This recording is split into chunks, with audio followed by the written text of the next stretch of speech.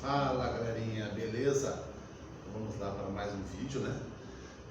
Peço que vocês peguem o livro didático de vocês, na página 44. Então, ele é sobre os mosteiros e bibliotecas. Então, ali em cima diz assim: entre os membros do clero havia o clero secular, que participava da administração da igreja e da vida das paróquias. E o clero regular, este era composto de religiosos que viviam sobre a disciplina de uma regra religiosa. Eles abandonavam o mundo, né, a sua vida normal que tinham com as suas famílias antes, passavam a viver em mosteiros e abadias, dedicando-se aos estudos, à vida religiosa, à leitura e à cópia dos textos da antiguidade clássica. Então, assim, a ideia é que essas pessoas ficavam reclusas, né? Alguns, como diz ali, o clero secular, ele fazia mais a parte administrativa, né? Das igrejas, das paróquias, né? E o secular ali, né? Faziam realmente essa parte mais introspectiva, dessas dedicação à sua oração, essas meditações, né? Se dedicavam realmente a ficar isolados, dedicando-se exclusivamente à religião, aos estudos, tá? Por isso, assim, claro que se tinha essa ideia de que a igreja, né, a religião, no caso, tinha o conhecimento, a ciência, porque realmente eles ficavam estudando, pessoas que gostavam e ficavam dedicando o seu tempo, né, o seu dia à religião e aos estudos também.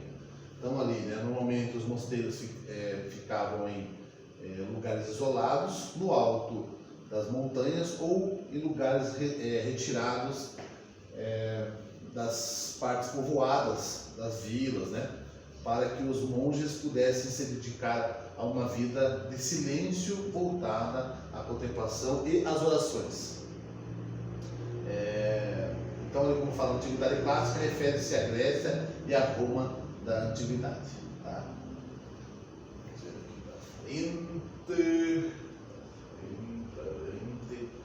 Então, ali ele fala na página 45, né?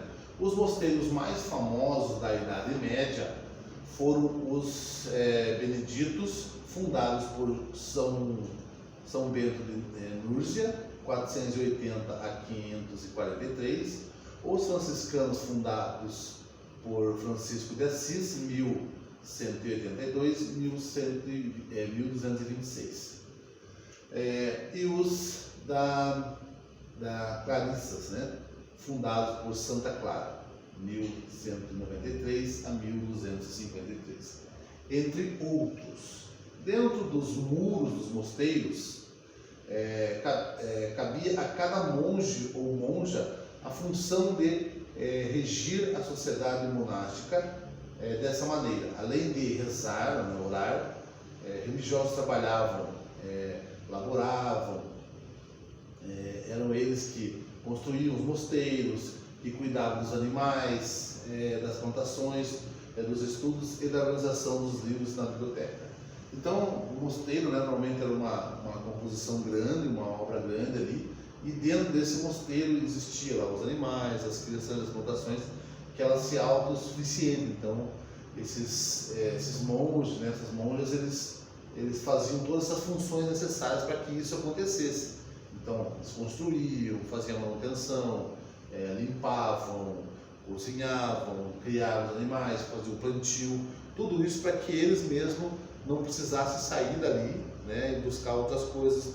Ali eles teriam tudo que eles precisariam para continuar a sua ideia, né, de oração, de meditação, de todos esses estudos também.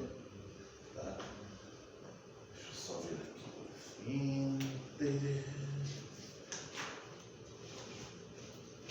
Na página 46.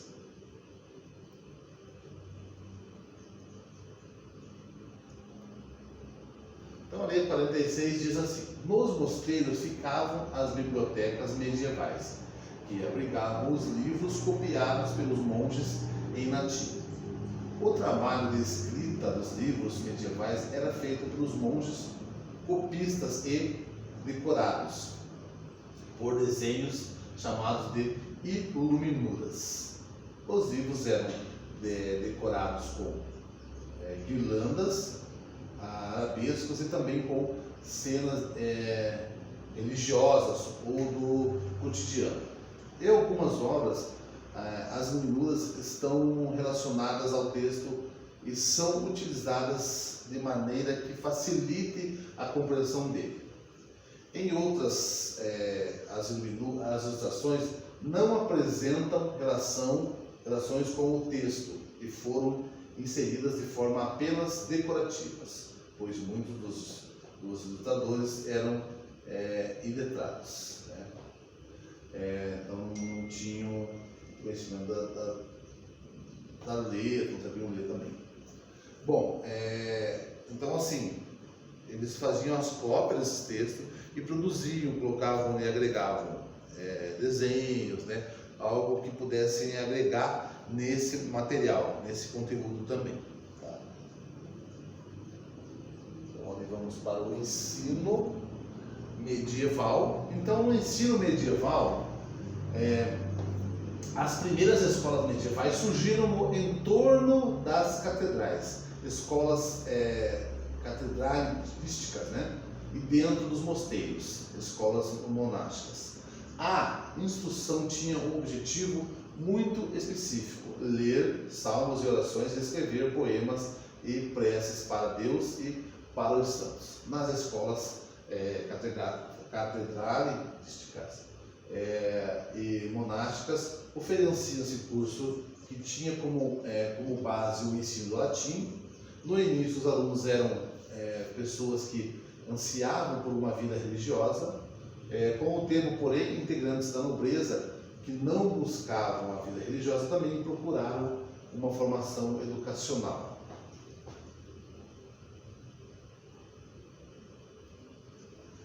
Então, assim, como a gente falou na live também, a gente conversou ali sobre isso, né? Normalmente essas centros de educação, essas escolas, tinham sempre essa ligação com a igreja. Então, ela sempre no mosteiro, né? Numa igreja, era ligada à escola com essa parte da religião, da igreja. Então, ali começou a se desenvolver várias escolas, graças à religião, no caso, né? No século XI em diante, algumas escolas foram transformadas em universidades, centros de estudos de início ainda vinculados à igreja. Nelas ofereciam-se cursos compostos das 7 artes liberais, o trivium, né, e o quadrivium, de caráter geral. O trivium era composto de gramática, no caso latim, literatura, a retórica, estilística, textos históricos e dialética, iniciação à filosofia também. O quadrivium era composto de aritmética, geometria, que incluía a geografia, astronomia, então era astrologia física e música.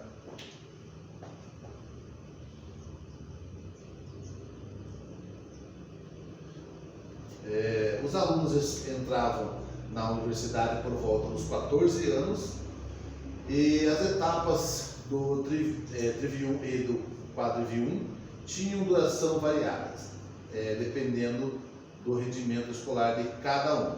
Em média, durava 8 anos. Em seguida, os estudantes se preparavam para exercer um ofício ou se especializavam nas áreas de teologia, medicina ou direito, né? Então, as opções eram bem poucas assim nesse sentido.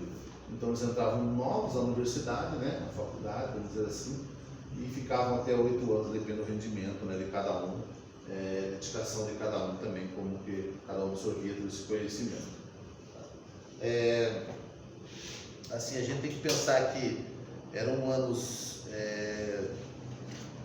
para aquele período, né, para aquele período era o que se tinha, então era bem restrito assim, então era astronomia, geografia, você tinha um conhecimento geral, literatura, latim, não tinha um conhecimento geral, era bem restrito, e esse conhecimento ainda era de posse da igreja, né? Então a parte religiosa que tinha mais esse conhecimento, porque eram normalmente estudiosos, né? Como a gente viu no começo ali, que eram pessoas que ficavam reclusas aos mosteiros, né? A igreja, estudando em oração e sempre tentando ler e aprender, tentar disseminar também esse conhecimento, né? Sempre buscando conhecimento. Então, nesse período que ele detinha esses conhecimentos, mesmo era a pessoa, o clero, no modo geral.